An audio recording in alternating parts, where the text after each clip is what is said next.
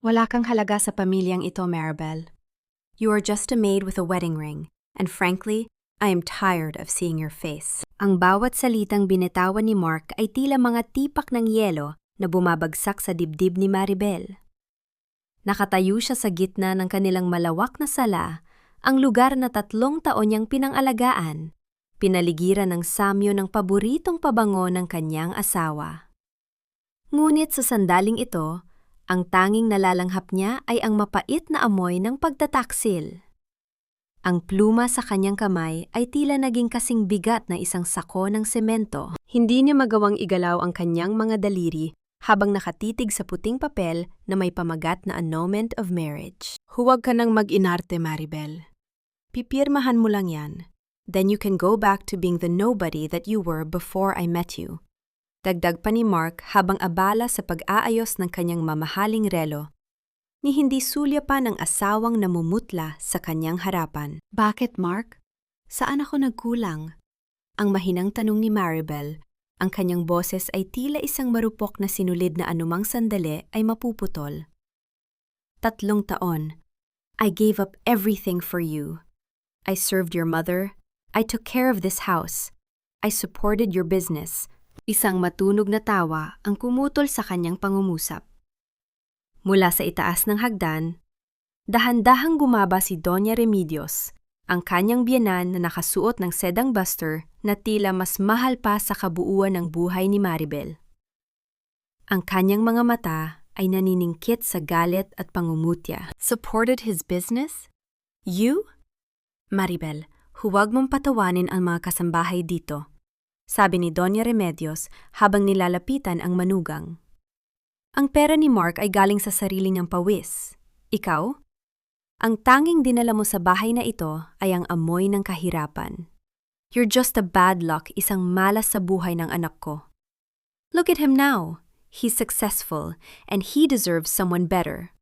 Someone like Clarice na may pangalan at may yaman, hindi katulad mong isang hamak na ampon. Nanginginig ang mga balikat ni Maribel. Gusto niyang sumigaw. Gusto niyang sabihin sa kanila na kung hindi dahil sa mga lihim na tawag niya sa kanyang ama, kung hindi dahil sa mga perang palihim niyang inililipat sa account ng kumpanya ni Mark sa loob ng 3 taon, matagal na silang namumulubi sa kalsada. Ngunit ang kanyang dila ay tila paralisado. Ang pag-ibig na naramdaman niya para kay Mark ang siyang naging tanikala na pumipigil sa kanya na ilabas ang katotohanan. Sa huli, sa ilalim ng matatalas na titig ng mag-ina, dahan-dahang idiniin ni Maribel ang pluma sa papel.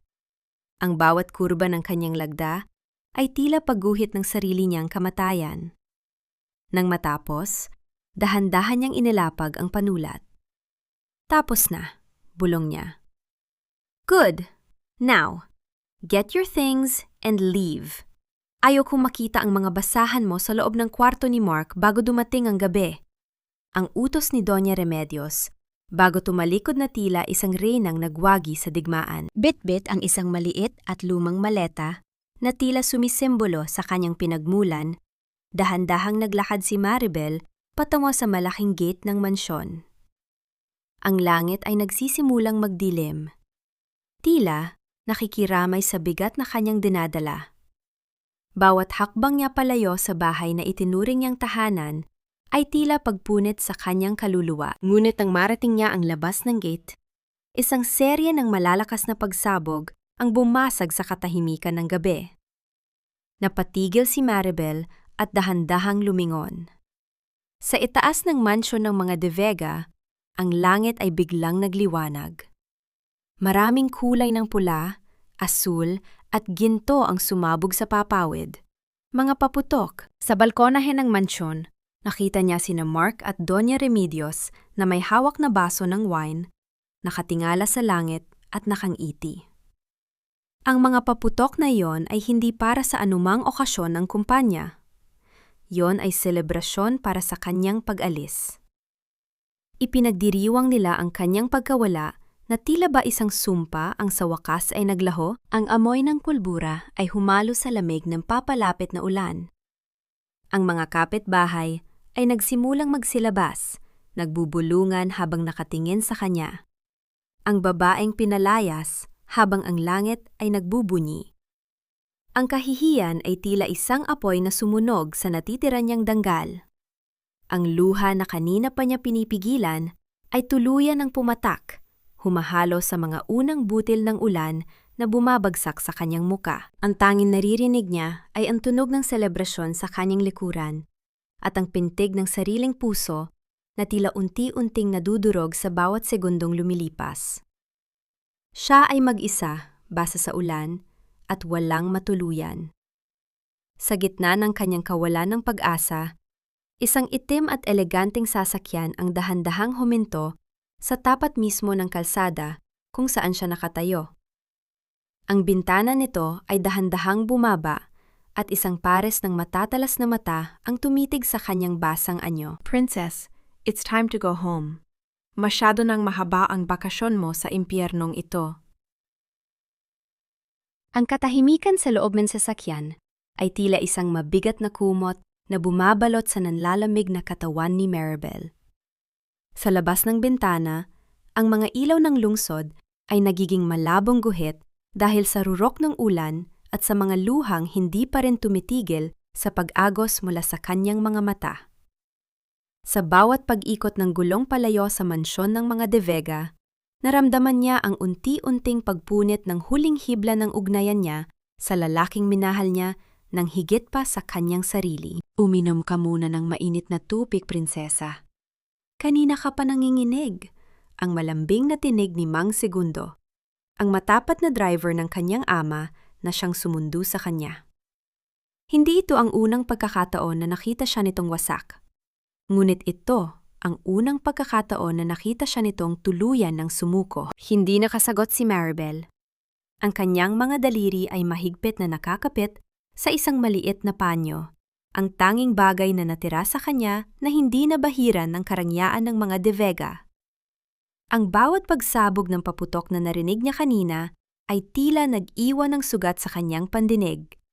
Isang paalala na ang kanyang paghihirap ay naging libangan lamang para sa pamilyang pinagsilbihan niya. Dinala siya ng sasakyan sa isang tahimik at eksklusibong bahay sa labas ng syudad, malayo sa mapanuring mata ng mga kapitbahay at sa ingay ng nakaraan. Doon, naghihintay si Lola Esther, ang kanyang dating yaya na naging katuwang niya sa lahat ng sikreto. Pagkababa pa lang ng sasakyan, sinalubong na siya ng matanda ng isang mahigpit na yakap. Isang yakap na amoy pulbos at pagmamahal, ang uri ng yakap na matagal nang ipinagkait sa kanya sa loob ng 3 taon. Hustisya ng langit, Maribel. Tignan mo ang ginawa nila sa iyo. Ang himutok ni Lola Esther habang inaakay siya papasok. Ang bawat hakbang ni Maribel sa loob ng malinis at payapang bahay ay tila isang paglalakad sa ibabaw ng mga bubog. Ang bawat sulok ng silid ay nagpapaalaala sa kanya ng mga gabing nagpupuyat siya sa paggawa ng mga ulat para sa kumpanya ni Mark, habang ang lalaki ay mahimbing na natutulog o kaya naman ay nasa labas at nakikipag-inuman. Naalala ni Maribel ang isang gabi, 2 taon na ang nakalilipas, nang kailangan ni Mark ng puhunan para sa isang malaking proyekto. Palihim niyang ibinenta ang kanyang tanging alahas na pamana ng kanyang yumaong ina, isang singsing na may malaking diamante, upang mapunan ang kulang na pondo. Sinabi niya kay Mark na iyon ay galing sa isang maliit na investment niya noon. Tinanggap yon ni Mark nang walang pag-aalinlangan. Hindi man lang nagtanong kung gaano kahalaga ang singsing na iyon sa kanya. 3 taon kong pinanindigan ang pagiging asawa, Lola. Akala ko, sapat na ang pagmamahal para makita nila ang halaga ko. Pero para sa kanila, ako lang ang basahang ginamit nila para punasan ang kanilang mga dumi. At pagkatapos ay itinapon ng ganoon na lang. Ang basag na tinig ni Maribel habang nakaupo sa gilid ng kama. Huwag mong sisihin ang iyong sarili, anak. Ang kawalang hiyaan nila ay hindi mo kasalanan. Ang utang na loob ay hindi hinihingi, kusa itong nararamdaman ng mga taong may puso. At sila, wala silang puso. Ang sagot ni Lola Esther habang sinusuklay ang basang buhok ni Maribel. Ngunit ang katahimikan ng gabi ay muling nabulabog nang makatanggap si Maribel ng isang notification sa kanyang telepono. Isang post sa social media mula sa isang kaibigan ni Clarice.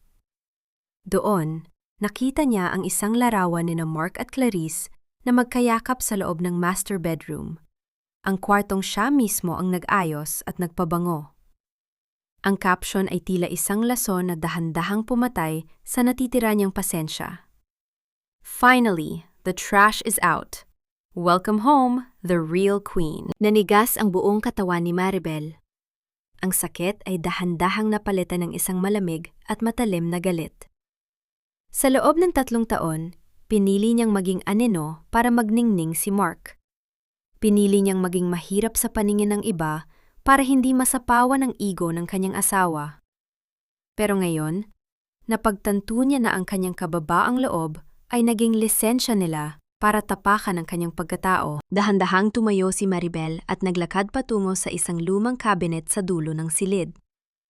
Mula sa ilalim ng mga damit, kinuha niya ang isang selyadong sobre na may tatak ng Villahermosa Group, ang sobreng ibinigay ng kanyang ama bago siya ikasal, na nangangako ng lahat ng yaman at kapangyarihan sa sandaling pirmahan niya ang pagbabalik sa kanyang pamilya. Lola, tawagan mo si Papa, ang utos ni Maribel. Ang kanyang boses ay wala ng bakas ng pag-aalinlangan. Ang kanyang mga mata, na dati ay puno ng luha, ay nagniningning na ngayon sa ilalim ng ilaw ng silid. Bakit anak? Ano ang balak mo? Ang tanong ni Lola Esther, na may halong kaba at pag-asa. Hinawakan ni Maribel ang sobre ng mahigpit. Tapos na ang panahon ng pagtitiis. Kung gusto nilang makakita ng reyna, ibibigay ko sa kanila ang isang reynang hindi nila kailanman kayang abutin. Gusto kong bawiin ang lahat, Lola. Lahat ng ibinigay ko, lahat ng ipinahiram ko, kukunin ko silang muli hanggang sa wala nang matira sa kanila, kundi ang mga abo ng kanilang kayabangan. Eksaktong sa sandaling iyon, ang telepono sa ibabaw ng mesa ay tumunog. Isang hindi kilalang numero, ngunit alam ni Maribel kung sino iyon. Ang boses ng lalaking naghahanap sa kanyang prinsesa ay muling narinig sa kabilang linya. Dala ang kapangyarihang magpapayanig sa buong mundo ni Mark de Vega. Ang malalaking pintuang bakal ng mansyon ng mga Villahermosa ay dahan-dahang bumukas, na tila isang dambuhalang nagigising mula sa mahabang pagkakahimbing. Sa loob ng 3 taon, tinalikuran ni Maribel ang ningning ng mga kristal na chandelier at ang lamig ng marmol na sahig para sa isang lalaking ipinagpalit siya sa pansamantalang aliw. Ngayon, habang dahan-dahang pumapasok ang sasakyan sa malawak na driveway, ang bawat liwanag mula sa mga garden lights ay tila sumasampal sa kanya ng katotohanan, na kailanman ay hindi siya naging kabilang sa mundo ng mga de Vega. Huwag kang hihingi ng tawad sa pagbabalik mo, Maribel. Dahil ang tahanang ito ay hindi kailanman nagsara para sa iyo. Ang boses na iyon, bagaman may edad na, ay nananatiling puno ng otoridad at pagmamahal. Nakatayo sa bukana ng pinto si Don Teodoro Villahermosa. Ang kanyang ama ay tila tumanda ng 10 taon mula noong huli silang magkita. Ngunit ang kislap sa mga mata nito ay hindi nagbago. Nang maramdaman ni Maribel ang mga bisig ng kanyang ama na yumayakap sa kanya, ang pader na itinayo niya sa kanyang puso ay tuluyan ng gumuho. Wala ang serya ng mga paputok na narinig niya kanina. Ang tanging naririnig niya ay ang mahinahon at matatag na tibok ng puso ng kanyang ama na nagsasabing ligtas na siya. Papa, patawarin niyo po ako. Naging bulag ako. Anhikbi ni Maribel sa balikat ng matanda. Ang mahalaga ay nagising ka na, anak. Ang isang Villahermosa ay maaaring madapa, ngunit hindi tayo nananatiling nakasubsob sa putik. Ang sagot ni Don Teodoro habang hinahaplos ang likod ng anak. Mula sa gabing ito, walang iiyak na Villahermosa nang hindi nagbabayad ang sinumang nagpaiyak sa kanya. Inakay siya ng ama, patungo sa kanyang dating silid. Pagpasok niya, tila huminto ang oras. Lahat ay naroon pa rin. Ang amoy ng sariwang jasmine, ang mga paborito niyang libro, at ang malawak na salamin na naging saksi sa kanyang mga pangarap noong dalaga pa siya. Ngunit sa tabi ng kanyang kama, Nakahanda ng isang tumpok ng mga bagong kagamitan. Dahan-dahang hinubad ni Maribel ang kanyang kupas na blusa at ang maong na pantalon na ilang beses na niyang tinahiyan dahil sa sobrang kalumaan. Inilapag niya ang mga ito sa isang gilid na tila ba iniiwan na niya ang balat ng isang taong hindi na niya kilala. Kinuha niya ang isang sedang robe na kulay ginto. Ang bawat haplos ng tela sa kanyang balat ay tila isang gamot na nagpapahilom sa mga gasgas at pasma ng kanyang mga kamay mula sa walang tigil na paglilinis sa bahay ng mga De Vega. Tapos na ang panahon ng iyong pagtatago, Maribel. Ang sabi ni Don Teodoro na nakasandal sa hamba ng pinto. Nakausap ko na ang ating mga legal advisors. Bukas na bukas, ang lahat ng suwerte na dinala mo sa kumpanya ni Mark De Vega ay unti-unting mababawi. Ang mga kontratang pinirmahan dahil sa pangalan ko, ang mga investments na dumaan sa iyong mga kamay, lahat iyon ay puputulin natin. Gusto kong makita kung gaano kalayo ang malarating ng kanyang kayabangan nang wala ang iyong suporta. Tumango si Maribel. Hindi ko sila gustong saktan, Papa. Gusto ko lang na matutunan nila ang salitang respeto. Gusto kong makita nila na ang basurang itinapon nila ay ang mismong hiyas na nagpapakinang sa kanilang korona. Naglakad si Maribel patungo sa kanyang dresser. Doon, sa loob ng isang velvet na kahon, ay nakahimlay ang singsing ng pamilya Villahermosa. Isang mabigat na ginto na may nakaukit na sagisag ng kanilang angkan. Isinuot niya ito sa kanyang daliri. Ang bigat nito ay tila nagbigay sa kanya ng panibagong lakas. Tumingin siya sa salamin at sa unang pagkakataon sa loob ng 3 taon, nakilala niya ang babaeng nakatingin sa kanya. Hindi na ito ang asawang sunod-sunuran, ito na ang tagapagmana ng isang imperyo. Mark, Remedios, ipinadiwang niyo ang aking pag-alis sa pamamagitan ng mga paputok. Bulong niya sa kanyang sarili habang hinahaplos ang singsing. Ngayon, panuorin niyo kung paano magliliyab ang inyong mundo sa gitna ng katahimikan. Ang gabi ay tila naging kakampi ni Maribel. Sa labas, ang ulan ay tumigil na, ngunit ang dilim ay nananatiling matalim. Isang bagong plano ang nabuo sa kanyang isip, isang planong hindi gagamit ng dahas, kundi ng katalinuhan at kapangyarihan na matagal niyang itinago. Ang tamis ng tagumpay ay tila isang nakakalasing na alak sa bibig ni Mark De Vega, habang pinagmamasdan niya ang malawak na tanawin ng Makati mula sa kanyang opisina. Sa kanyang isip, ang bawat gusaling nakatayo ay tila yumuyukod sa kanyang galing. Wala na si Maribel. Ang babaeng palaging nagpapaalala sa kanya na magtipid. Ang babaeng tila anino ng kanyang nakaraang kahirapan. Ngayon, sa piling ni Clarice, naramdaman niyang sa wakas ay nabibilang na siya sa mga tunay na elite. Babe, I want the diamond necklace we saw yesterday. It's perfect for our victory party next week. Ang malambing na tinig ni Clarice habang nakasandal sa balikat ni Mark. Ang samyo ng kanyang mamahaling pabango ay pumupuno sa silid, malayo sa amoy ng bawang at panggigisa na madalas ay dala ni Maribel noon. Anything for you, Clarice. Ngayong wala na ang pabigat sa buhay ko, mas magiging mabilis ang pag-angat ng ating kumpanya. I don't need a wife who looks like a maid. I need a queen like you. Ang tugon ni Mark sabay halik sa kamay ng dalaga. Ngunit ang kanilang paglalambingan ay nabulabog ng ang panginginig ng kanyang telepono sa ibabaw ng lamesang gawa sa mahoganya ay gumawa ng isang mahinang tunog na bumasag sa katahimikan ng silid. Ang pangalan ni Mr. Tan, ang kanyang bank manager, ay kumikislap sa screen. Hello, Mr. Tan? Are you calling about the expansion loan? Ang nakanghiting tanong ni Mark. Mr. De Vega, I'm calling to inform you that your credit line has been suspended. Effective immediately. Ang malamig na tinig sa kabilang linya. Nawala ang ngiti sa mga labi ni Mark. What? That's impossible. Meron akong anonymous guarantor na may hawak ng bilyon-bilyong assets. This must be a mistake. The guarantor has formally withdrawn all support as of 8 o'clock this morning, Mr. De Vega. Without that guarantee, your company is considered high risk. Ang lahat ng inyong outstanding loans ay kailangang mabayaran sa loob ng 30 araw o mapipilitan kaming simulan ang proseso ng foreclosure sa inyong mga ari-arian. Ang bawat salita ni Mr. Tan ay tila isang malakas na sampal na nagpagising kay Mark mula sa kanyang panaginip. Ang kanyang mga kamay ay nagsimulang manginig habang ibinababa ang telepono. Hindi niya maintindihan. Sino ang guarantor na yun? Sa loob ng 3 taon, naniniwala siya na ang kanyang sariling galing at ang kanyang lumalagong reputasyon ang dahilan kung bakit nagtitiwala ang mga bangko sa kanya. Habang mangyayari ito sa opisina, sa mansyon ng mga De Vega, abala naman si Doña Remedios sa pag-uutos sa mga bagong kasambahay. Ngunit ang bawat kilos ng mga ito ay hindi sapat sa kanyang paningin. Ang kape ay masyadong matamis, ang sahig ay may natitira pang alikabok, at ang mga halaman sa harden ay tila nalalanta. Wala talagang kwenta. Bakit hindi niyo makuha ang tamang timpla? Ang singhali Doña Remedios.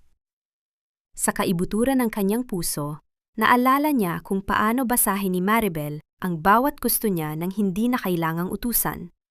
Ngunit agad niyang iwinaksi ang isiping yon. Mas mabuti na ito kaysa sa malas na babaeng yon, bulong niya sa sarili. Nang dumating si Clarice sa mansyon, bitbit ang mga shopping bags mula sa pinakamamahaling boutique, sinalubong siya ni Doña Remedios ng isang malapad na ngiti. Ayan, ganyan dapat ang isang De Vega. May class at marunong magdala ng yaman. Ngunit ang saya ng matanda ay napalitan ng kaba nang makita niyang dumating si Mark, na balisa at maputla. Hindi pa man nakakababa ng sasakyan ng anak, isang puting motorsiklo ang huminto sa tapat ng kanilang gate.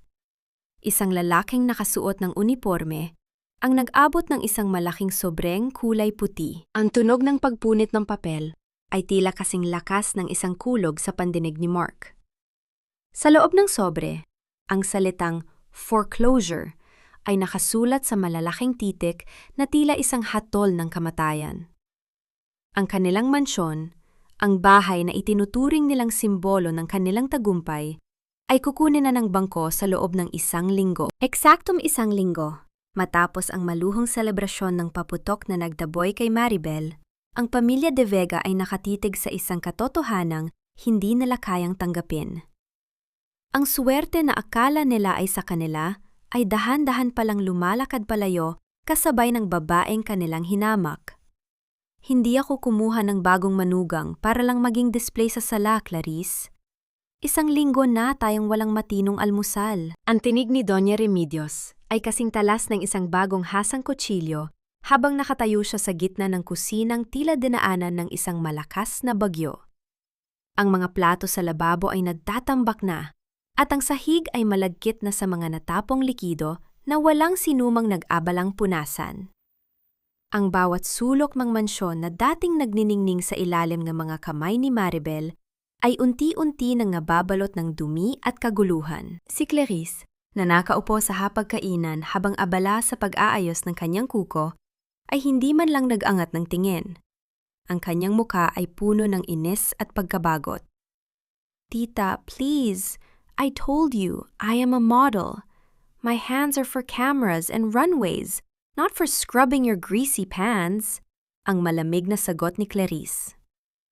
Bakit hindi na lang kayo kumuha ng 10 katulong? We're rich, aren't we? Rich? Nakita mo ba ang mga sulat mula sa bangko na dumadating dito? Mark is struggling. Ang singhal ng matanda, habang pilit na kinukuha ang takure upang magtimpla ng sariling kape. Ang bawat galaw niya ay puno ng pagkakamali. Sa loob ng 3 taon, ang tanging tungkulin ni Doña Remedios ay magreyena-reynahan habang si Maribel ang gumagawa ng lahat. Mula sa paglilinis ng banyo hanggang sa pagluluto ng kanyang paboritong sinigang sa umaga. Sa itaas ng mansyon, nakatayo si Mark sa pintuan ng kanilang kwarto. Pinapanood niya ang pagtatalo ng 2 babaeng pinili niyang manatili sa kanyang buhay. Sa sandaling iyon, ang kanyang paningin ay dumapo sa isang butas sa kanyang paboritong polo shirt. Noon, bago pa man niya mapansin ang anumang sira sa kanyang mga damit, ay maayos na itong natahe at naplantsa ni Maribel.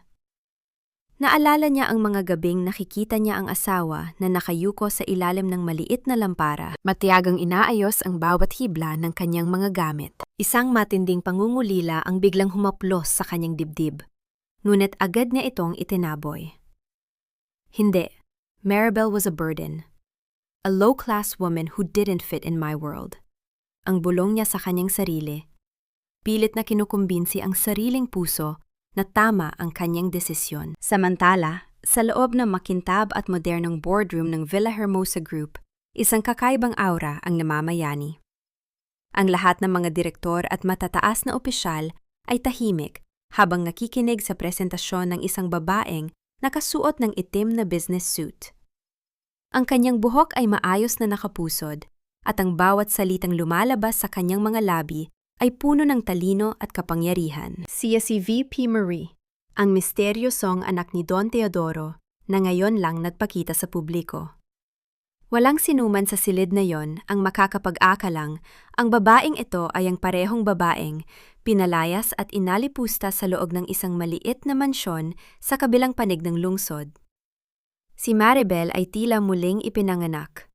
Wala na ang bakas ng pagod at takot sa kanyang mga mata. Gusto kong imbestigahan niyo ang lahat ng assets ni Clarice Monteverde, ang utos ni Maribel sa kanyang assistant matapos ang meeting.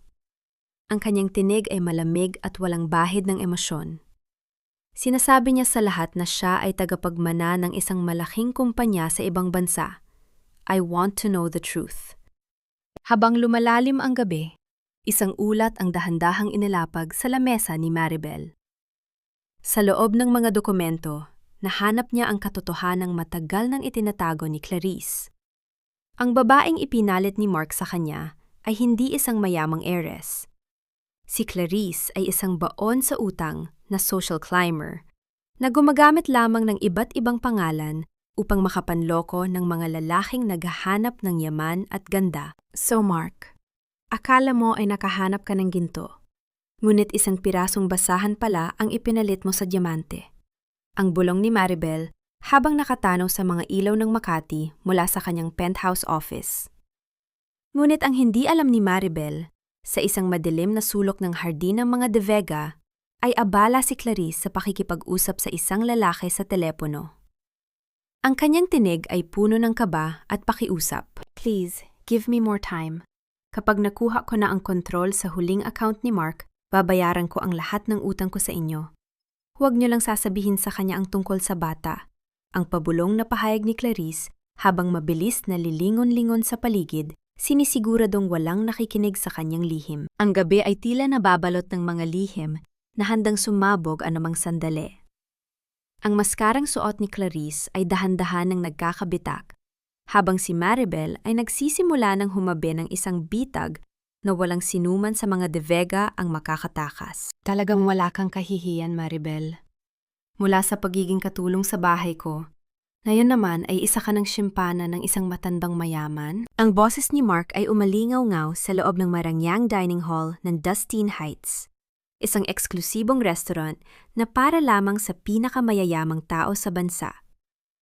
Ang bawat salita niya ay tila isang kumpol ng putik na pilit niyang isinasabog sa malinis at puting damit ni Maribel. Ang mga tao sa paligid, mga negosyante, mga socialite at mga kilalang personalidad ay nagsimulang magsipaglingunan. Ang kanilang mga bulungan ay tila tunog ng mga bubuyog na dahan-dahang pumupuno sa silid. Si Mark ay nakatayo sa gitna ng hallway. Suot ang isang suit na halatang luma na ang disenyo. Ang kanyang muka ay namumula sa galit at ingit. Kanina lang ay galing siya sa isang pawn shop sa kabilang kalsada upang isangla ang kanyang huling mamahaling relo para lang may maipakain sa kanyang ina at pambili ng luho ni Clarice. At dito, sa loob ng restaurant na hindi na niya kayang bayaran, nakita niya ang babaeng pinalayas niya sa ulan.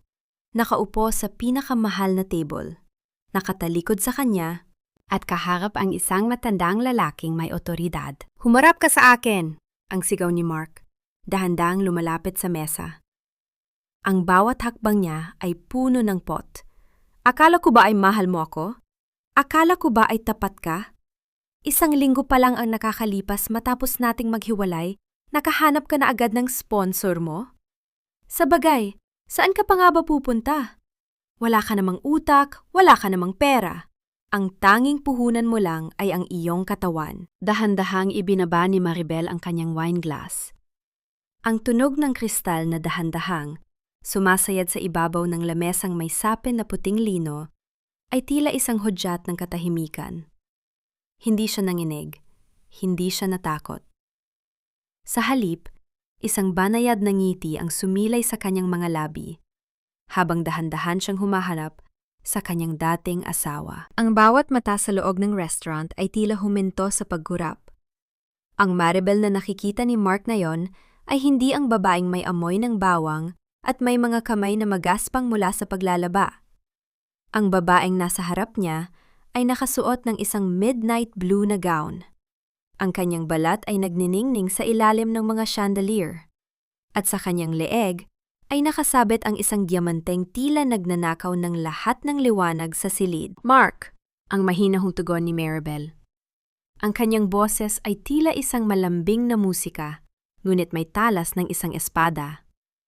Hindi ko alam na ang pagiging desperado ay nakakabawas din pala ng tamang pag-uugali sa pampublikong lugar. Huwag mo akong daanin sa ganyan. Sino ang matandang ito? Ang turon ni Mark kay Don Teodoro, na noon ay tahimik lamang na nagmamasid. Ang kanyang mga kamay ay mahigpit na nakakapit sa hawakan ng kanyang baston. Magkano ka ba niya binili? Magkano ang halaga ng isang katulong na katulad mo sa merkado ngayon? Isang malakas na tunog ng pagbagsak ng baston sa sahig ang bumasag sa tensyon. Dahan-dahang tumayo si Don Teodoro. Ang kanyang presensya ay tila isang bundok na biglang humarang sa dinadaanan ni Mark. Ngunit bago pa man makapagsalita ang matanda, hinawakan ni Maribel ang kamay ng kanyang ama, isang senyas na siya na ang bahala. Tumingin si Maribel ng diretso sa mga mata ni Mark. Nakita niya roon ang lahat, ang pagod, ang takot sa kinabukasan, at ang unti-unting pagguho ng ego ng isang lalaking. Akala ay siya ang sentro ng mundo. Nakaramdam siya ng awa, hindi dahil mahal pa niya ito, kundi dahil napakaliit pala ng taong ito kumpara sa pagmamahal na ibinigay niya noon. Alam mo, Mark, sa loob ng 3 taon, pinagsilbihan kita ng higit pa sa iyong nararapat, ang simula ni Maribel. Ang bawat salita ay dahan-dahan niyang binitawan upang lasapin ng lahat ng nakikinig. Pinanood kitang lumipad gamit ang aking mga pakpak. Pero ngayong wala na ako, nakikita ko na hindi ka pala marunong lumipad. Marunong ka lang palang tumapak ng ibang tao. Kinuha ni Maribel ang bill na nakalagay sa ibabaw ng mesa. Kinuha niya ang kanyang itim na card at inilapag ito sa tray. Ipagpaumanhin niyo ang abalang idinulot ng taong ito. Ang sabi ni Maribel sa manager ng restaurant na noon ay mabilis na lumapit kasama ang 2 security guards. Pakidala na lang siya sa labas. Mukhang hindi niya alam na ang Dustin Heights ay hindi tumatanggap ng mga taong ang tanging yaman na lang ay ang kanilang kayabangan. Habang hinahawakan ng mga security guard si Mark sa magkabilang braso, pumiglas ang lalaki. Ang kanyang mga mata ay naniningkit sa galit at kahihiyan. Hindi pa tayo tapos, Maribel. Pagsisisihan mo ang pagpahiya sa akin, magdurusa ka rin! Bago tuluyang mahila si Mark palabas, tumayo si Maribel at bahaging lumapit sa kanya. Ang amoy ng kanyang mamahaling pabango ay tila isang huling paalaala ng distansyang namamagitan na sa kanila ngayon. Mark? Bulong ni Maribel. Sapat lang para marinig ng lalaki. Mag-enjoy ka sa huling steak na kaya mong bayaran sa gabi na ito, gamit ang perang nakuha mo mula sa pawn shop. Dahil bukas, kahit ang mga abo ng iyong kumpanya ay kukunin ko na rin. Ang pintuan ng restaurant ay dahan-dahang sumara, na tila isang huling tuldok sa isang kabanata ng buhay ni Maribel. Sa loob, ang musika ay muling tumugtog, ang mga kubyertos ay muling gumalaw, at ang buhay ay nagpatuloy. Ngunit para kay Mark, ang dilim sa labas ng restaurant ay simula pa lamang ng kanyang tuluyang pagbagsak. Ang bawat sulok ng opisina ni Mark De Vega ay tila nababalot na ng alikabok ng kabiguan. Wala na ang tunog ng mga teleponong, walang tigil sa pagring. Wala na ang mabilis na yabag, ng mga empleyadong nagmamadali para sa mga deal. Ang tanging naririnig na lamang ay ang mahina at nakakabinging ugong ng aircon na tila naghihingalo na rin. Sa ibabaw ng kanyang lamesa, nakapatong ang isang dokumentong may tatak na bankruptcy declaration. Ang bawat titik ng kanyang pangalan sa papel na iyon ay tila mga uod na kumakain sa kanyang huling natitirang pag-asa. Paano nangyari ito, Reyes? Saan tayo nagkamali? Ang tanong ni Mark. Ang kanyang boses ay paos at puno ng panghihina. Si Mr. Reyes, ang kanyang matapat na operations manager na ngayon, ay may hawak na ring resignation letter, ay malungkot na tumingin sa kanya. Mark, hindi ka nagkamali sa numero. Nagkamali ka sa tao. Nalaman namin sa huling audit na ang lahat ng mga malalaking kliyente natin ay hindi pumasok dahil sa galing mo. Pumasok sila dahil may isang lihim na garantiya mula sa Villahermosa Group. At ang garantiyang iyon ay nakapangalan sa asawa mo, kay Maribel. Nanigas si Mark sa kanyang kinauupuan. Ang bawat contract, ang bawat shaking of hands na akala niya ay dahil sa kanyang talino, ay mga regalo pala ng babaeng tinawag niyang basura.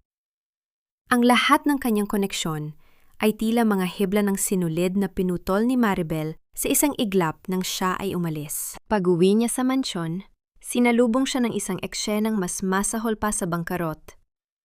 Ang mga ilaw ay patay dahil naputulan na sila ng kuryente. Sa gitna ng sala, naroon si Doña Remedios, umiiyak habang ang pawis ay gumugulong sa kanyang makapal na makeup. Sa tabi niya, si Clarice ay abala sa pag-eempake ng sariling gamit, tila handa ng tumakas sa lumulubog na barko. Sabi ko sa'yo, Mark, sabi ko sa'yo huwag mo siyang palayasin ng ganoon, ang sigaw ni Doña Remedios nang makita ang anak. Ang matanda, na dati ay nag-udyok kay Mark na iwan si Maribel, ay ngayon naman ay tila isang maamong tupa na naninisi. Sana ay pinagtiisan mo muna. Sana ay nalaman muna natin ang totoo. Ngayon, saan tayo pupunta? Saan ako matutulog? Tita, stop it! Nakakabingi na ang boses mo! Ang singhal ni Clarice habang isinasara ang kanyang mamahaling maleta. Mark, I'm leaving. Hindi ko kayang tumira sa bahay na walang aircon at amoy imburnal dahil hindi gumagana ang mga bomba ng tubig. Clarice, pati ba naman ikaw? Ang mahinang tanong ni Mark. Ang kanyang puso ay tila dinudurog ng libu-libong karayom. Be realistic, Mark. I am a brand. Hindi ako pwedeng maiugnay sa isang talunan. Ang huling salita ni Clarice bago lumabas ng pinto, ni hindi man lang lumingon sa lalaking nagbigay sa kanya ng lahat. Ngunit ang rurok ng kanilang kahihiyan ay dumating ng hapon ding iyon. Tatlong lalaking, nakasuot ng barong at may hawak na mga dokumento ng bangko ang pumasok sa kanilang bakuran. Kasunod nila ang mga tauhan na nagsimulang ilabas ang mga kagamitan sa mansyon. Dahan-dahan nilang inilabas ang malambot na sofa, ang mamahaling dining table, at ang mga painting na kailanman ay hindi naintindihan ni Doña Remedios. Ang lahat ng kanilang mga gamit ay itinambak sa kalsada, sa ilalim ng init ng araw at sa mapanuring mata ng mga kapitbahay. Ang mga marites sa paligid ay hindi na nagtago.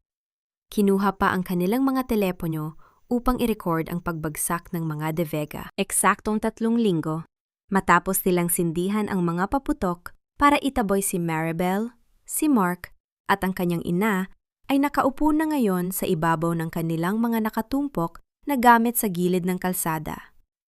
Ang mansyong simbolo ng kanilang kayabangan ay dahan-dahan ng nilalagyan ng dilaw na tape ng bangko. Habang nakatitig sa kawalan, isang itim at eleganteng sasakyan ang dahan-dahang dumaan sa harap nila. Bumagal ang takbo nito. Ang bintana sa likuran ay bumaba ng bahagya, sapat lang upang makita ang isang maputing kamay na may suot na gintong singsing. Ang singsing ng mga Villahermosa. Mula sa bintana, isang puting sobre ang dahan-dahang nahulog sa semento, eksaktong sa tapat ng mga paa ni Mark. Ang sasakyan ay mabilis na humarurot palayo.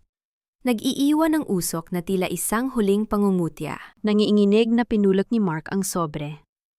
Sa loob nito ay isang eleganteng imbitasyon na may gintong ukit. The Grand Gala of Villahermosa Group, honoring our new CEO, Maribel Villahermosa. Napahagulgol si Mark sa gitna ng kalsada.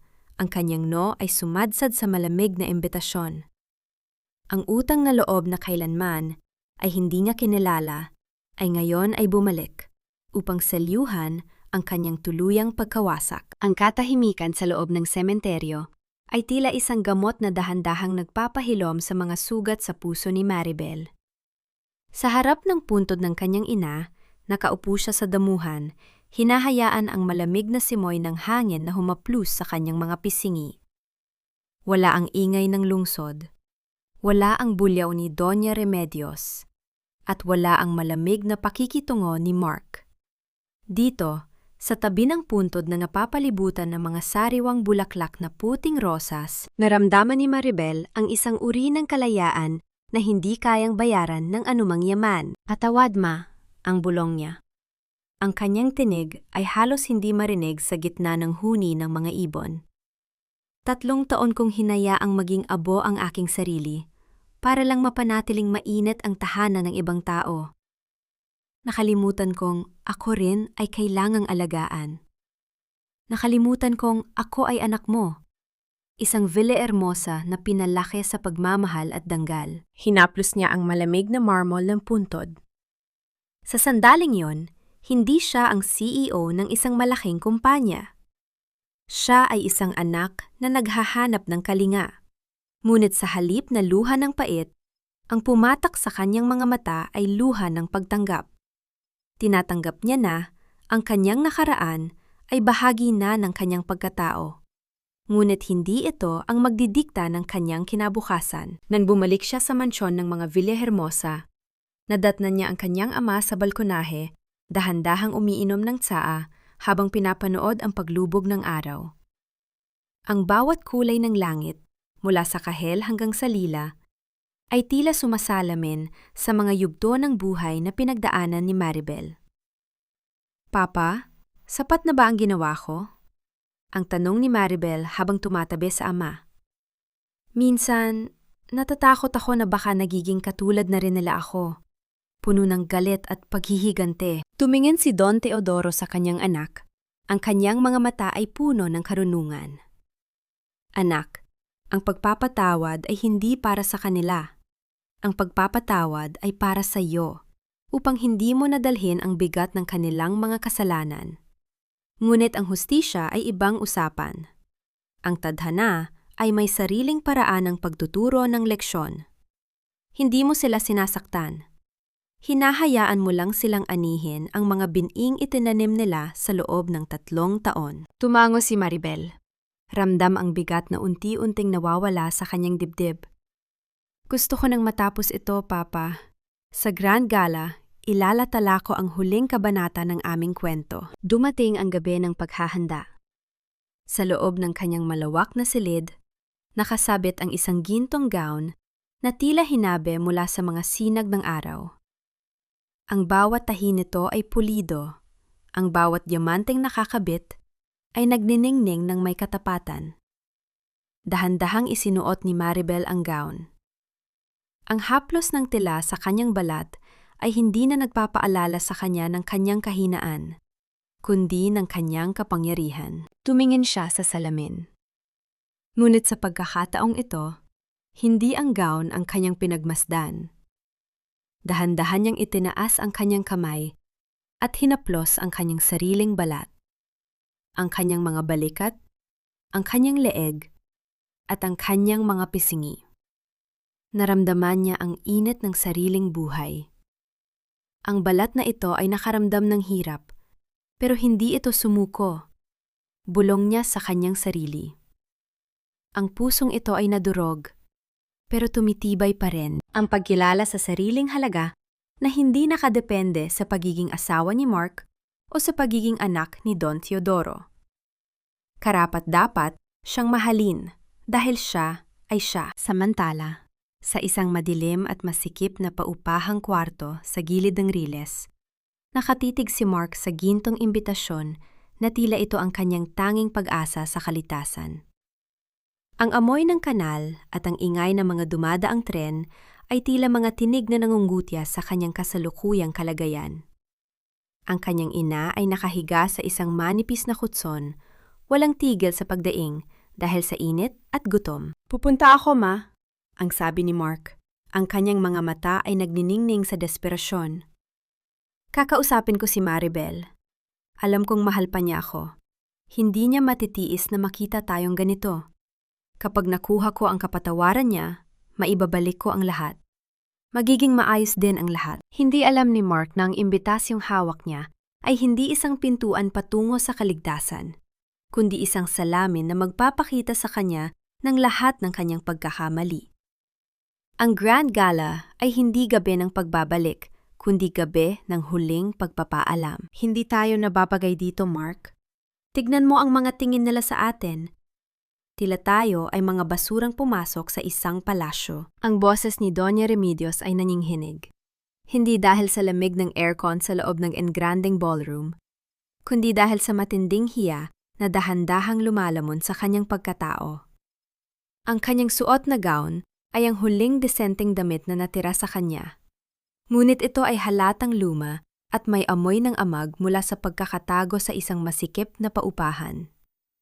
Sa paligid nila, ang halimuyak ng mga mamahaling pabango at ang kinang ng mga tunay na hiyas ay tila mga hiyaw na nagpapaalala sa kanila ng kanilang pagbagsak. Si Mark, na nakasuot ng isang suit na medyo maluwag na sa kanya dahil sa panganggayayat, ay hindi kumikibo. Ang kanyang mga mata ay puyat at puno ng desperasyon. Hawak-hawak niya ang gintong imbitasyon na tila ito ang kanyang huling lifeline sa gitna ng malalim na karagatan. Nakapasok sila sa pamamagitan ng pagmamakaawa sa gate pass security, ginagamit ang huling bakas ng kanyang dating pangalan. "Kailangan nating mahanap si Maribel, ma. Siya lang ang makakapagligtas sa atin." Ang pabulong na sagot ni Mark habang lilingon-lingon sa paligid. Habang naglalakad sila sa gilid ng ballroom, ang mga bulungan ng mga tao ay tila tunog ng mga matatalas na patalim. Ang mga dati nilang kasamahan sa negosyo ay sadyang tumatalikod kapag lumalapit sila. Ang tunog ng pag-untog ng mga kristal na baso at ang mahinang tawanan ng mga elite ay tila isang musikang nangungutya sa kanilang kahirapan. Wait, isn't that Mark De Vega, the one who went bankrupt last week? Ang narinig nilang bulong mula sa isang grupo ng mga kababaihan. "Yes, and look at his mother. Akala mo kung sinong reyna noon, na yon ay mukhang labandera na pinilit magbihis mayaman." Ang sagot ng isa pa na sinundan ng isang mahinang hagikikan. Napayuko si Doña Remedios. Ang kanyang mga kamay ay mahigpit, na nakakapit sa kanyang lumang clutch bag. Ngunit ang mas masakit na sandali ay nang makita nila si Clarice sa kabilang bahagi ng silid. Nakasuot ang babae ng isang matingkad na pulang damit at nakasabit sa braso ng isang matandang banyaga. "Clarice!" ang tawag ni Mark. Ang kanyang boses ay puno ng pag-asa. Dahan-dahang lumingon si Clarice. Ngunit sa halip na tulong, ang nakita ni Mark sa kanyang mga mata ay matinding pandidiri. Tiningnan niya si Mark mula ulo hanggang paa na tila ba isang maduming insekto ang nasa harap niya. "Do I know you?" Ang malamig na tanong ni Clarice sa wikang Ingles, sapat na malakas para marinig ng mga tao sa paligid. "Security, I think these people are harassing the guests. They don't look like they belong here." "Clarice, ako ito! Si Mark!" ang sigaw ni Mark. Ngunit mabilis siyang hinarangan ng isang matangkad na waiter, na tila ba isang pader na naghihiwalay sa kanya sa mundo ng karangyaan. Eksaktong sa sandaling iyon, ang lahat ng ilaw sa ballroom ay dahan-dahang namatay. Ang tanging natira ay ang malambot na liwanag mula sa mga kandila sa bawat lamesa. Ang tunog ng marubdob na biolin ay dahan-dahang humina, pinalitan ng isang matikas at makapangyarihang boses ng MC mula sa stage. "Ladies and gentlemen, tonight is a historical moment for the Via Hermosa Group. We are not just celebrating success, but a new leadership that embodies grace, resilience, and unyielding strength. Please welcome the CEO and the heiress of the Villahermosa Group, Ms. Maribel Villahermosa. Ang tunog ng mga palakpak ay pumuno sa buong bulwagan, isang masiglang ingay na tila humahampas sa mga dingding at nagpapayanig sa puso ni Mark. Ang isang malakas na spotlight ay dahan-dahang tumutok sa tuk-tuk ng grand staircase. Napaawang ang bibig ni Mark. Ang kanyang puso ay tila tumigil sa pagtibok. Sa itaas ng hagdanan, isang babaeng nakasuot ng gintong gown na nagniningning sa ilalim ng ilaw ay dahan-dahang lumitaw. Ang bawat hakbang niya pababa ay puno ng danggal. Ang kanyang mukha ay tila isang sining na nililok mula sa pinakamahal na marmol. Ito si Maribel. Ngunit hindi ito ang Maribel na kilala ni Mark. Ang babaeng nasa harap niya ngayon ay ang reynang matagal nga niyang pinangarap. Ngunit ang reynang ito ay siya na rin ang mismong nagtaboy. Dahan-dahang bumaba si Maribel. Ang kanyang paningin ay diretso sa unahan, ni hindi tinitignan ang libu-libong taong nakatingala sa kanya. Ngunit habang papalapit siya sa dulo ng hagdanan, ang kanyang mga mata ay panandaliang dumaan sa kinalalagyan ni Mark at Doña Remedios na nakatayo sa dilim. Ang kanilang mga mata ay nagtagpo. Sa sandaling yon, naramdaman ni Mark ang isang matinding hiya na mas masakit pa sa anumang pagkakalugi sa negosyo. Ang distansya sa pagitan nila ay hindi lang mga hakbang. Ito ay isang malawak na bangin na kailanman ay hindi na niya matatawid. Ang bawat yabag ng sapatos ni Maribel sa makintab na marmol na sahig ay tila isang matikas na martsa ng tagumpay. Habang dahan-dahan siyang bumababa sa huling baitang ng hagdanan, ang bawat mata sa loob ng ballroom ay nakatuon sa kanya. Mga matang puno ng paghanga, inggit at matinding gulat. Ang ilaw mula sa mga higanteng chandelier ay tila sumasayaw sa kanyang gintong gown na nagbibigay sa kanya ng aura ng isang diyosa na naglalakad sa gitna ng mga mortal. Maribel. Ang pabulong na sambit ni Mark, ang kanyang boses ay halos maglaho sa gitna ng katahimikan ng bulwagan. Hindi niya mapigilan ang kanyang sarili. Sa gitna ng matinding hiya, ang desperasyon ang lanaig. Humakbang siya ng pasulong, pilit na kumakawala sa mga taong nakapaligid sa kanya. Maribel, kailangan nating mag-usap. Please! Ang sigaw ni Mark, na naging sanhi ng paghinto ng musika at ang muling pagbaling ng atensyon ng lahat sa kanya. Dahan-dahang huminto si Maribel. Ang kanyang ama, si Don Teodoro, ay nanatiling nakatayo sa kanyang tabi. Ang muka ay tila isang pader ng yelo na walang anumang emosyon. Ang mga security guards ay mabilis na lumapit upang harangin si Mark, ngunit itinaas ni Maribel ang kanyang kamay. Isang tahimik na hudyat upang hayaan ang lalaki. Mr. De Vega?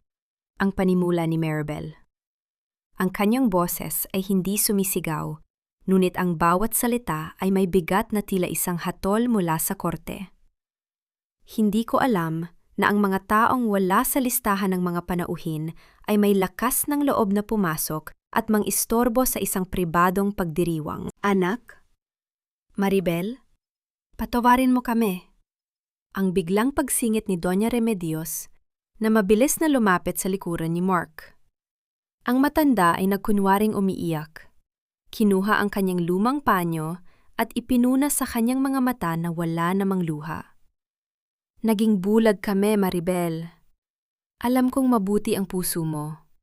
Hindi mo matitiis ang iyong biyenan na nag-aruga sa iyo sa loob ng 3 taon. Isang mapait na ngiti ang sumilay sa mga labi ni Maribel.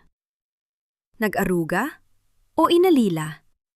Doña Remedios, huwag nating baluktutin ang katotohanan sa harap ng maraming tao.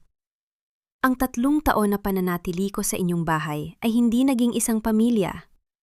Iyon ay 3 taon ng pagtitiis sa inyong mga lait, sa inyong pang-aabuso, at sa inyong kawalang puso. Babe, please. Alam kong mahal mo pa ako. Ang pagsusumamo ni Mark, sinusubukang abutin ang kamay ni Maribel. Nagkamali ako kay Clarice. Niloko niya lang ako. Ikaw ang tunay kong asawa. Bumalik ka na sa akin at ipapangako ko, magbabago ako. Sa sandaling dahan-dahang itinaas ni Mark ang kanyang kamay upang hawakan ang daliri ni Maribel, mabilis na iniwas ng babae ang kanyang kamay. Ang kinang ng gintong singsi ng mga Villahermosa sa kanyang daliri ay tila sumampal sa mukha ni Mark. Ang kamay na ito, Mark, ay para lamang sa mga taong marunong rumespeto at marunong magmahal ng tapat. Ang sabi ni Maribel. Ang kanyang mga mata ay nagniningning sa ilalim ng ilaw. Hindi ito para sa isang lalaking. Ang tanging kayang gawin ay ipagdiwang ang pagpapaalis sa kanyang asawa sa pamamagitan ng mga paputok. Ang kamay na nagpakain sa iyo noong ikaw ay wala pa ay hindi na muling magpapaubaya upang kagatin mo lang. Tumalikod si Maribel at tumingin sa manager ng hotel na noon ay naghihintay ng utos. Pakidala na sila sa labas at pakisigurado na ang kanilang mga pangalan ay ilalagay sa blacklist ng lahat ng establishmento sa ilalim ng Villahermosa Group. Hindi natin kailangan ng mga basura sa gitna ng ating selebrasyon. Habang hinahawakan ng mga security guards ang mag-ina upang kalad ka rin palabas, ang bawat hakbang ni Mark ay puno ng pagsisisi na huli na.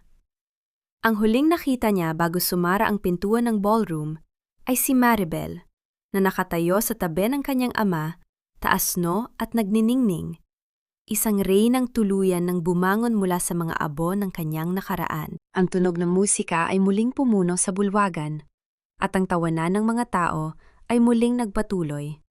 Na tila ba ang nangyaring eksena ay isang maliit na dumi lamang na mabilis na nilinis. Para kay Maribel, ang bawat hinga niya ngayon ay amoy kalayaan. Ang huling hatol ng batas ay tila isang malupit na tuldok sa dulo ng isang mahabang pangungusap. Sa loob ng malamig na silid ng korte, ang tunog ng pagbagsak ng kahoy na maso ng hukom ay umalingaw-ngaw, na nagpapatunay sa tuluyang pagbagsak ng imperyong itinayo ni Mark sa ibabaw ng mga kasinungalingan. Wala na ang kanyang lisensya sa negosyo, wala na ang kanyang mga ari-arian, at higit sa lahat, wala na ang kanyang danggal. Sa labas ng gusali, sa ilalim ng matirik na sikat ng araw, namataan ni Maribel si Clarice na iginigit na ng 2 pulis. Ang mga kamay nito ay nakakabit sa malamig na bakal ng posas. Ang kanyang mukha na dati ay puno ng kolorete, ay ngayon ay basang-basa ng luha at pawis. Napatunayan ng mga investigador na si Clarice ay hindi lamang isang social climber, kundi isang bihasang magnanakaw na unti-unting nililimas ang natitirang pondo ng kumpanya ni Mark para sa kanyang sariling mga utang. Maribel, tulungan mo ako! Sabihin mo sa kanila na magkaibigan tayo! Ang huling pagsigaw ni Clarice bago siya isinakay sa loob ng sasakyan ng mga pulis. Ngunit si Maribel ay nanatiling nakatayo sa itaas ng mga hagdanan, tahimik na pinapanood ang pag-alis ng babaeng naging mitya ng kanyang paghihirap. Walang galit sa kanyang mga mata, tanging ang malalim na buntong hininga ng isang taong sa wakas ay nakawala sa isang masamang panaginip. Habang dahan-dahang naglalakad si Maribel patungo sa kanyang sasakyan, isang anino ang humarang sa kanyang dinadaanan, si Mark. Nakatayo siya sa gilid ng isang tuyong fountain, ang kanyang barong ay gusot-gusot at ang kanyang buhok ay tila hindi na nasuklay ng ilang araw. Ang kanyang mga mata, na dati ay puno ng kayabangan, ay ngayon ay tila 2 madilim na balon ng kawalan. Maribel, ang mahinang tawag ni Mark. Ang kanyang tinig ay tila isang kalansing ng mga barya sa loob ng isang walang lamang lata. Napatigil si Maribel. Ano pang kailangan mo, Mark? Tapos ng lahat. Nakuha na ng bangko ang bahay at ang korte ay naglabas na ng hatol. Dahan-dahang lumapit si Mark. Ang bawat hakbang niya ay tila isang pagmamakaawa. Alam kong wala na akong mukhang ihaharap sa'yo. Pero si Mama, may sakit siya, Maribel. Wala kaming matuluyan. Ang mga gamit namin ay nasa gilid lang ng kalsada. Kahit konting tulong lang, para lang sa pagkain at gamot niya. Tumingin si Maribel sa kanyang dating asawa. Sa sandaling iyon, naalala niya ang gabi ng mga paputok. Naalala niya ang lamig ng ulan at ang sakit ng bawat salitang binitawan ni Mark habang itinataboy siya nito. Ngunit ang mas nakakamangha ay ang kawalan ng sakit sa kanyang puso ngayon. Ang galit na dati ay nagliliyab ay naging abo na lamang na hinihipan ng hangin. Mark, hanggang ngayon ba ay hindi mo pa rin maintindihan? Ang mahinahong tanong ni Maribel. Nandito ka sa harap ko, hindi dahil mahal mo ako, at hindi dahil nagsisisi ka sa ginawa mo sa akin. Nandito ka dahil kailangan mo ng pera. Ang paghingi mo ng tawad ay isa na namang transaksyon, isa na namang paraan para makuha ang gusto mo. Napatungo si Mark. Ang kanyang mga balikat ay dahan-dahang lumaylay sa matinding kahihiyan. Binawi ko ang lahat ng sa akin, Mark. Dahil iyon ang nararapat. Patuloy ni Maribel, habang dahan-dahang binubuksan ang pinto ng kanyang sasakyan. Ang bahay na kinuha ng bangko ay binili ko na rin sa ilalim ng pangalan ng aking foundation para sa mga inabandunang kababaihan. Hindi mo na itong maibabalik. Ang tanging maibibigay ko sa iyo ay ang huling payo na ito. Matuto kang tumayo gamit ang sarili mong mga paa nang hindi tumatapak sa ibang tao. Maribel, please, huwag mo kaming iwan ng ganito. Ang huling pagsusumamo ni Mark. Ang kanyang mga daliri ay bahagyang humawak sa manggas ng damit ni Maribel. Dahan-dahang inalis ni Maribel ang kamay ng lalaki. Ang haplos na iyon, na dati ay nagbibigay sa kanya ng init, ay ngayon ay tila isang estrangerong hawak na wala ng kahulugan. Pinalaya mo ako sa gitna ng ulan at mga paputok, Mark. Ngayon, pinalalaya na rin kita mula sa aking buhay. Ang huling salita ni Maribel bago siya tuluyang sumakay sa sasakyan. Habang dahan-dahang umaandar ang sasakyan palayo, tinigdan ni Maribel si Mark sa side mirror. Nakita niya ang lalaking nakatayo sa gitna ng kalsada, mag-isa, habang ang mga tao ay naglalakad sa kanyang paligid na tila ba hindi siya umiiral. Sa unang pagkakataon sa loob ng mahabang panahon, ang puso ni Maribel ay tahimik. Wala ng galit, wala ng pait, tanging ang malawak na espasyo ng kanyang bagong simula. Isang taon ang mabilis na lumipas. Tila mga dahon na dahan-dahang tinatangay ng hangin mula sa mga sanga ng punong kahoy. Sa harden ng Villahermosa Foundation, isang gusaling itinayo ni Maribel para sa mga kababaihang nakaranas ng pang-aabuso at pagtataksil. Ang bawat sulok ay puno na ngayon ng samyo, ng mga namumukadkad na bulaklak. Ang araw ay dahan-dahang lumulubog, nag-iiwan ng kulay rosas at lilang guhit sa langit, na tila isang huling haplos ng liwanag bago ang gabi. Nakatayo si Maribel sa balkonahe. Suot ang isang simpleng puting bestido na sumasalamin sa kapayapaan ng kanyang kalooban. Sa kanyang mga kamay ay hawak niya ang isang tasa ng mainit na tsaa. Ang usok nito ay dahan-dahang pumapaitaas sa hangin. Wala na ang mabigat na singsing ng mga De Vega. Wala na ang bakas ng luhang dulot ng puyat at pagod. Ang tanging nananatili ay ang kanyang matamis na ngiti at ang kislap ng mga mata na nakakita na ng katotohanan. Mula sa malayo, nabalitaan niya ang balita tungkol sa mag-inang De Vega. Si Mark ay nagtatrabaho na ngayon bilang isang kargador sa isang maliit na palengke sa probinsya. Ang kanyang mga kamay na dati ay malalambot ay ngayon ay puno na ng kalyo. Si Doña Remedios naman ay nakatira sa isang maliit na barong-barong, abala sa pagtitinda ng kakanin sa mga dumadaang tao upang may maipambili ng gamot.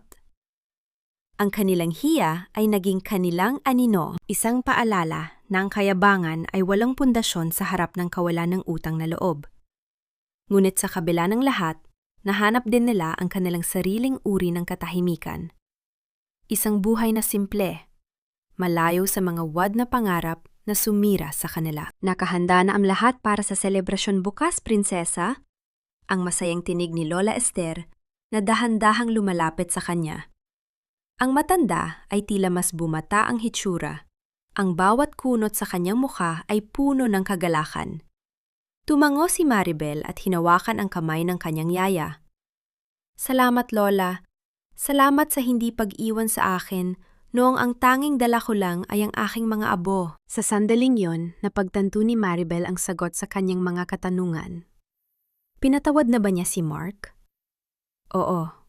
Ngunit hindi dahil sa karapat-dapat ito, kundi dahil ang kanyang puso ay wala ng puwang para sa galit.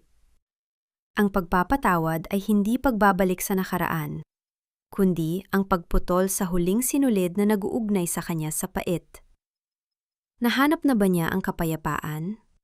Ang bawat mahinahong paghinga niya sa ilalim ng mga bituin ay sapat na katibayan. Ang aral na iniwan ng kanyang paglalakbay ay malinaw sa kanyang isip. Ang tunay na kaligayahan ay hindi isang regalo na ibinibigay ng ibang tao. Ito ay isang gantimpala na kailangang ipaglaban sa pamamagitan ng pagpili sa sarili. Ang pag-ibig na walang pagrespeto ay tila isang bahay na itinayo sa ibabaw ng buhangin. Madaling gumuho sa unang pagpatak ng ulan. Dahan-dahang inilapag ni Maribel ang kanyang tasa at tumingin sa malawak na kalangitan. Ang mga bituin ay isa-isang nagsisilitaw, nagbibigay ng liwanag sa dilim. Ang gabi ay hindi na nakakatakot dahil alam niya na bukas ang araw ay muling sisikat para sa isang babaeng marunong magmahal, marunong lumaban, at higit sa lahat, marunong magpahalaga sa sariling dangal. Ang nobelang nagsimula sa gitna ng usok ng mga paputok at lamig ng ulan ay nagtatapos ngayon sa ilalim ng mainat na yakap ng pag-asa. Ang reyna ay hindi na kailangan ng korona mula sa iba dahil ang kanyang tunay na trono ay ang kanyang sariling pagkatao.